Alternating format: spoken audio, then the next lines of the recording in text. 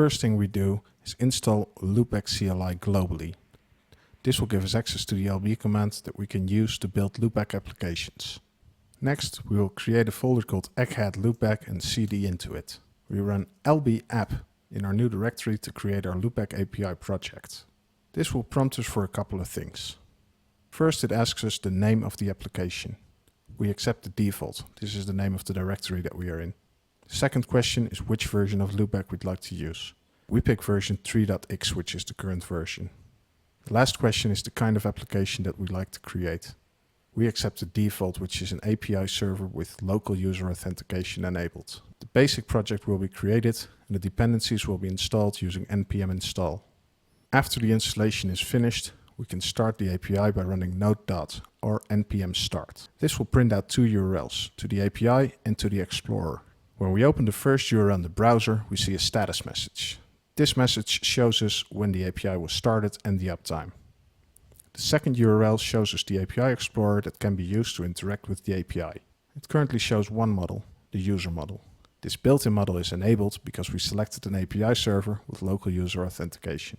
The default data source for a LoopBack API uses a connector that persists the data in memory. This means the data will be lost when we restart our process. When we stop the server and we start it again, we hit our /products endpoint and we see we get an empty array. In development mode, it can be useful to persist this data temporarily. To do so, we open datasources.json and add a new file property.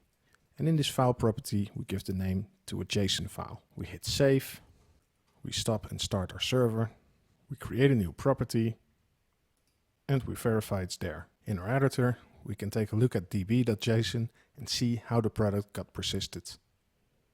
Let's add a development mode to our LoopBack project. We install NodeMon as a dev dependency, and when the installation is finished, we open up our package.json.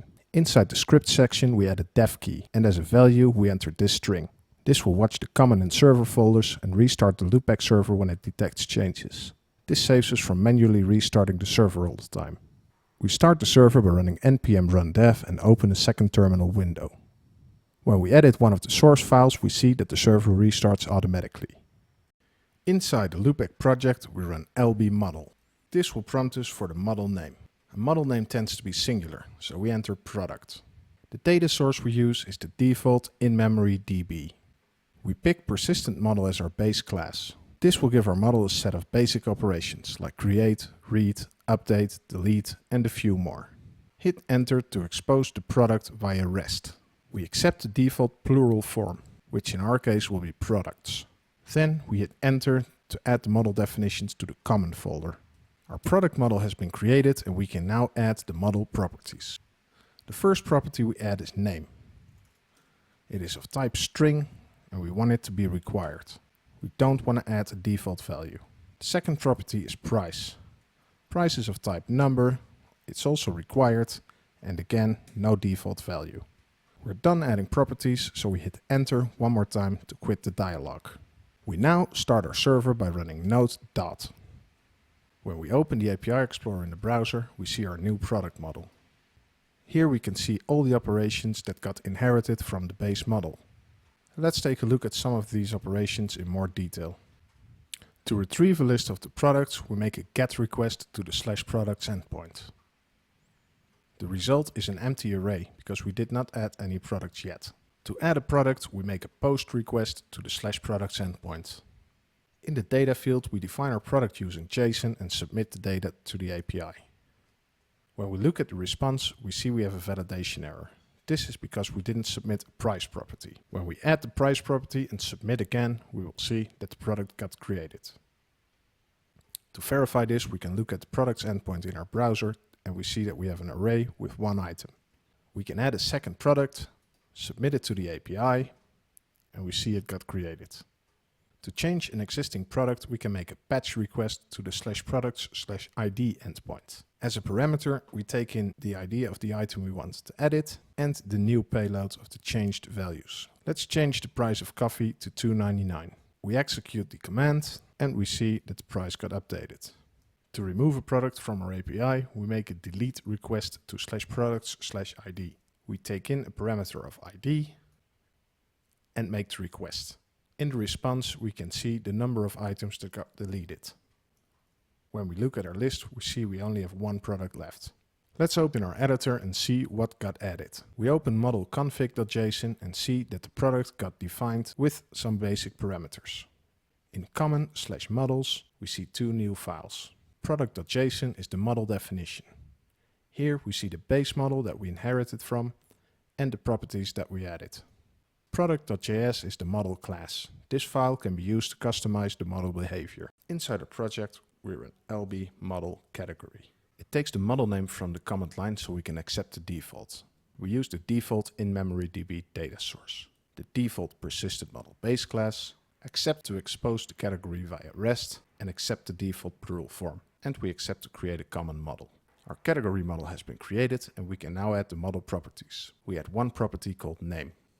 We select type string, set it to be required, and add no default value. As this is the only property we need, we hit enter to quit the dialog.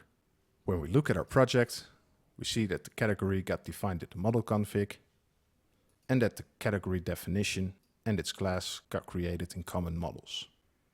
Now let's create a relation between the category and the product model. First, we run lb property to add a property to the product model. We select the product model, use category ID as the property name, select type number, we don't make it required, and we don't use a default value. Then we run lb relation. We select the category model, select relation type has many, and select product as the second model. The name of the relationship will be products. So category has many products. As a foreign key, we set the category ID and we will not use a through model. We run lb relation a second time. This time the first model we select is the product model. The relationship type is belongs to, and we select category as a second model. The name of the relation will be category. So product belongs to a category. As a foreign key, we set category ID, and this type of relation will not ask for a through model. When we look at our products model, we see that a new endpoint got added. This endpoint can be used to interact with the new relationship.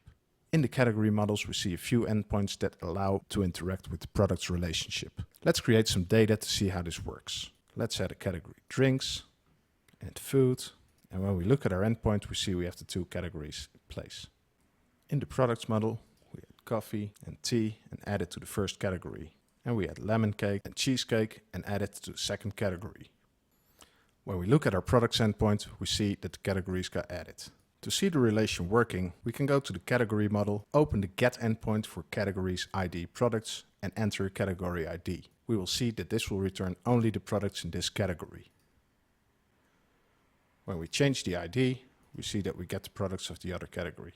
We can also view which category is related to a product. To do so, we go to the get products ID category endpoint and enter the ID.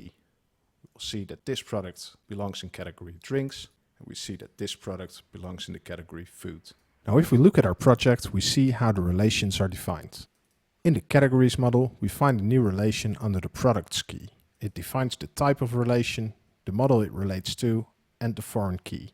In the product model, we can see that the category ID property got added and that the relation called category is also defined. We run lb remote method and select the product model. The name of our remote method will be by. This is not a static method, so it will live on the prototype.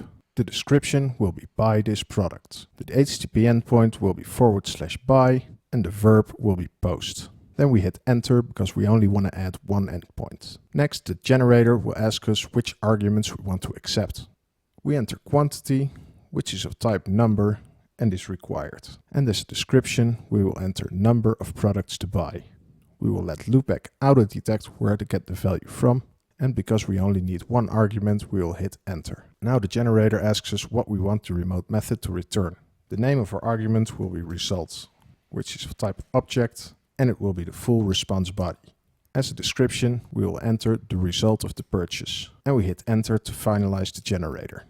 The generator tells us where it created the metadata and where we can define the actual remote method. It also gives us an example method we can use in our model. When we look at product.json in our IDE, we see that our buy method got defined here. When we open the API Explorer and look in the product model, we see that our new endpoint got defined. When we enter the ID of a product and the quantity and execute the remote method, we see that we get an error message. This is because we did not define the actual method, only the metadata. Let's open up product.js and paste in the example code from the generator. When we execute the method again, instead of an error message, we now get no content. This is because our result variable is empty. When we change it to an object literal and enter the quantity, we finally get a result. We can make the method a bit more useful by changing the result to an object with a status key and a friendly message. The result will now say you bought one product. Now there's one thing we need to fix here, and that's that we don't want to allow a quantity less than 1. To do this, we first create a helper method in our model that checks for a valid quantity. This method will return false if the quantity is smaller than 1. Now we add a condition in our remote method that invokes the helper method. If the quantity is too low, we will return our callback with an error message. Let's try this out. We enter a quantity of -1, execute it, and an error message will be returned. We create a validation rule by adding a static method to the model class.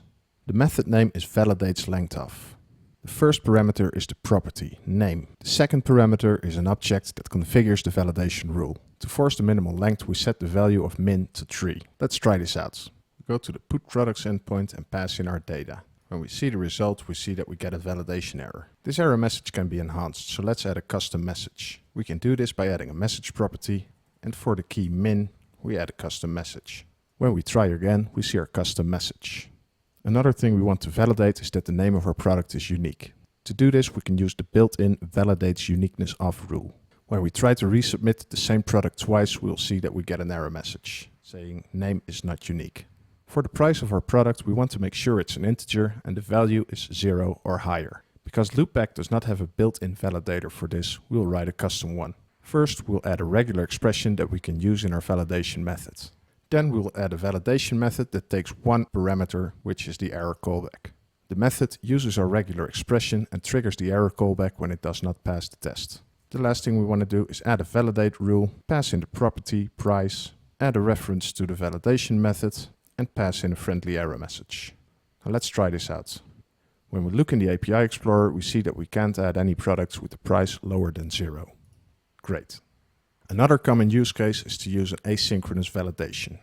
For instance, if you want to validate against the value in the database, or if you want to call into an external service like an API. We'll add a validation method that works asynchronous using process.nextTick. We pretend to get a minimum value of the database and validate this against our price. Once we have our validation method in place, we will add a validate async rule, pass in our property price, add a reference to our validation method, and print a friendly error message. Let's try this out. When we try to add a price of 1, we see that our validation rule prevents the product from being added. When we add a price of 100, we see that the product gets persisted. We install Mocha and Chai as dev dependencies. We open up our package.json and modify the script section. We remove the post-test script and add a test script. The test script runs Mocha on all the files with the extension .test.js in the test folder. We also add a script test::watch that runs the npm run test script and passes in the watch parameter to Mocha. We create a file test/common.js which will serve as a helper for our tests. Here we create a reference to our LoopBack server called app. We require chai and get expect from chai. In the last step, we export app and expect, which we will use in our tests. We create the file test/unit/product.test.js, and in that file we'll create our first test. We include app and expect from common, and we will get a reference to our product model. We add our first test, and in this test, we'll call into the product model and call find, and we'll log out the results. When we run npm run test, we see that we get an error message. The error message is that it can't find any files matching the pattern. We look in our package.json, we see that we made a typo here. Let's fix that by using the right path. When we now run our test, we see that we pass. What this test also shows is that it uses our default database connector. One way to fix this is to override the data source for a specific node environment. In our package.json in the script section, we override the environment of the test command by prefixing the command with node env equals test. This means that Mocha will run using this node env. We copy server/data sources to JSON to server/datasources.test.json, where test is the name of the node environment. In our copied file, we set the DB connector to false. When we run our test again, we see that it passes and that our test returns an empty array. Now let's run our test in watch mode and add some actual tests. In this test, we test our product.buy instance method. We create a new instance of the product with these parameters and run the buy method on the instance. As a parameter, we pass in the quantity of 10. In our callback, we verify that we have the right return status. In our second test, we initiate the same product. This time we run the buy method with a negative amount. In our callback, we verify that we get the error that we expect. Now let's add some tests to ensure our validation works as expected. We test if our product name has the expected length. We do this by calling into the product.create method with a new product as the payload. Product.create returns a promise, and in the catch block we verify that the error message and the status code are as we expect. We do the same for duplicate name. We start our promise chain with a promise.resolve, and then we run the product.create twice with the same product details. In the catch block we verify our error message and status code again. Here we test the product price. We test the same way as with product name, but this time we enter a price with less than 1. The error message should contain the string price should be a positive integer. In this test we verify that we cannot add a price lower than a minimum of 99. For good measures, we also add a test to verify that a correct product gets added in the way we expect it to. Inside our product model class, we'll add a new static method called product.observe. As a first parameter, we pass in what we want to observe, in this case before save. The second parameter is a callback method which takes two parameters, ctx, which stands for context, and next, which is the callback. Inside our method, we create an if statement where we check if we receive an instance on the context and that this instance has a category ID. Below the if statement, so when our condition is not true, we return next so LoopBack can continue its work. Inside our if statement, we will check if the category where we want to add the product to exists. We do this by getting a reference to the category model through our product model. On the category model, we run the count method, and as a parameter, we pass in that we want to count the categories that have an ID matching to our requested category ID. The count method returns a promise with the number of items. In the then block, we check if the number is lower than 1. If so, we return a promise.reject with an error message. In our product test, we will add a new section where we'll test our hooks. In here, we create our test. We will try to create a new product, and as a category ID, we pass in an ID that does not exist. In the catch block, we verify that the error message is what we expect. When we run our test, we see that our new test passes. In our category model, we will add a before delete observer. The callback only takes the context because we will directly return a promise. Inside our method, we get a reference to our product model through our category model. On the product model, we run count, and as the parameter, we pass in that we want to count the products that have a category ID matching with the one in our context. In the then block, we check if the number of products is higher than 1, and if so, we return promise.reject with an error message. We create the file category.test.js in our test/unit folder, and we require app and expect from our common file. Next, we create a reference to the category and the product models. We add a describe block for category, and inside that describe block we add a block for the hooks. In our test, we start the promise chain with a promise.resolve. Then we create a category called myCategory, and we get the result in the second then block.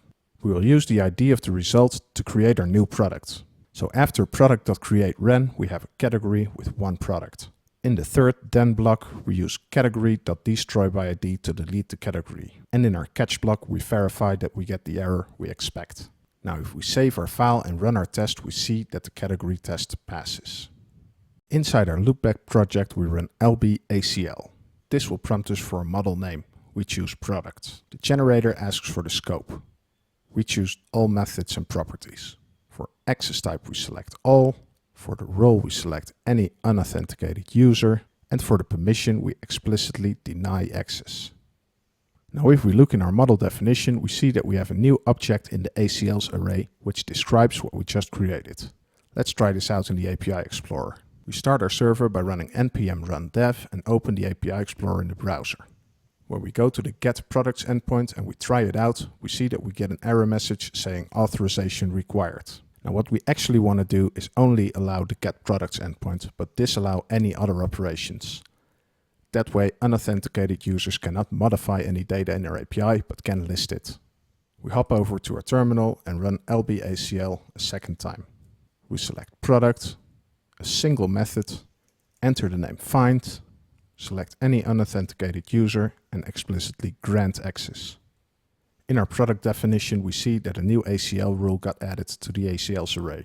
When we start our server again and we try the same endpoint, we see that we can now list our products. Other endpoints like delete/products still return authorization required. Because we want to have the same ACLs for the category model, we just copy the content of the ACLs array from product.json and paste it in the ACLs array in category.json.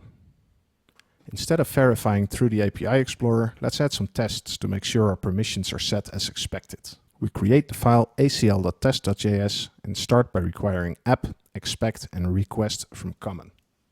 We currently don't export requests, so let's open our common.js, require supertest, create a constant called request, which loads our app into supertest, and export request. Because we did not install supertest yet, we go over to our terminal and install supertest as a dev dependency. Inside our ACL test, we create a new describe block for the ACL. Let's begin by testing the category model. In the first test, we want to list the products and expect to have an HTTP 200 response.